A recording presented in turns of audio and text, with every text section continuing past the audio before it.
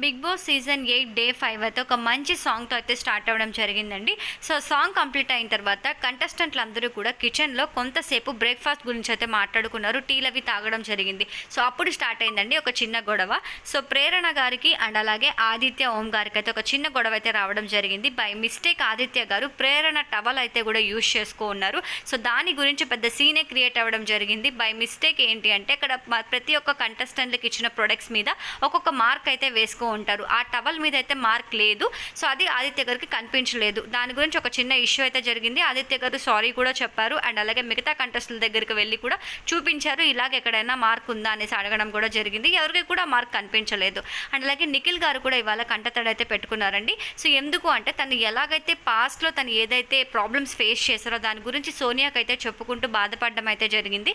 And అలాగే తను last 5 years నుంచి తను ఏదైతే స్ట్రగుల్ ఫేస్ చేశారో దాని గురించి కూడా సోనియాకి చెప్పి బాధపడడం అయితే కూడా జరిగింది. అండ్ అలాగే ఇవాల్టి గేమ్ ఏదైతే ఉంటుందో సో ఇవాళ మనకి 2 గేమ్స్ అయితే పెట్టారండి. బాల్ పట్టు గోల్ గొట్టు అనేసి ఒక గేము అండ్ అలాగే చూసుకుంటే లూప్స్ ఊప్స్ అనేసి 2 గేమ్స్ అయితే పెట్టడం జరిగింది. దీన్ని 2 టీమ్స్గా అయితే విభజించారు. ఒక టీంలో వచ్చేసరికి శేఖర్ గారు, నవీన్ గారు, యాష్మి గారు అండ్ అలాగే ప్రేరణ గారు అండ్ అలాగే పృథ్వీరాజ్ గారు అండ్ అలాగే ఇంకొక టీంలో వచ్చేసరికి సీత గారు, ఆదిత్య గారు, విష్ణు గారు, నైనిక గారు అండ్ అలాగే నాబిల్ గారు 2 టీమ్స్గా అయితే విభజించడం జరిగింది. సో ముందుగా బాల్ పట్టు గోల్ కొట్టులో చూసుకున్నట్లయితే కనుక నైనిక టీం అయితే విన్ అవ్వడం జరిగిందండి. అంటే ఒక కంటెస్టెంట్ బాల్ వేస్తారు, ఇంకొక కంటెస్టెంట్ అయితే ఆ బాల్ అయితే పట్టుకోవడం జరుగుతుంది. సో ఎవరైతే క్యాచ్ చేస్తే వాళ్ళకి పాయింట్స్ వస్తాయి అన్నట్టు.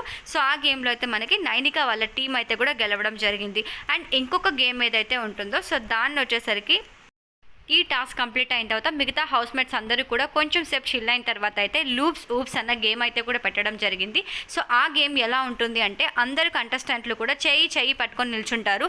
సో హ్యాండ్స్ని యూజ్ చేయకుండా ఓన్లీ బాడీ పార్ట్స్తో మాత్రమే వాళ్ళు ఏవైతే అక్కడ పార్ట్స్ ఇచ్చి ఉంటారో టూల్స్ ఇచ్చి ఉంటారో సో దాన్ని వేరే కంటెస్టెంట్లకి అందజేయాలి. సో అది మనకి లూప్స్ ఊప్స్ గేమ్ అండి.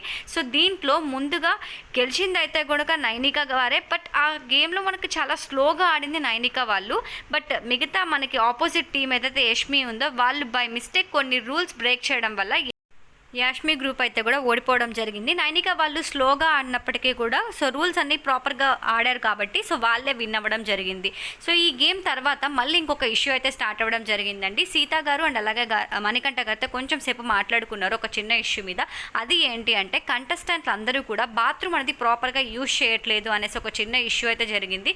సో దాంట్లో కూడా యాజ్ యూజువల్ ప్రతి ఇష్యూలో మనకి ప్రేరణ ఎలాగైతే ఇష్యూ చేస్తుందో దీంట్లో కూడా ప్రేరణనే ఇష్యూ చేసింది.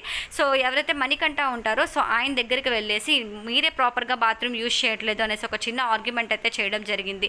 అండ్ అలాగే మణికంఠ గారు మళ్ళీ కూడా యాజ్ టీస్ మనకి ఎప్పుడు తను ప్లే చేసే సింపతి రోల్ అయితే మళ్ళీ ప్లే చేశారు. అండ్ అలాగే చూసుకున్నట్లయితే అందరూ కూడా తనని టార్గెట్ చేసినట్టుగా అయితే బాధపడడం కూడా జరిగింది.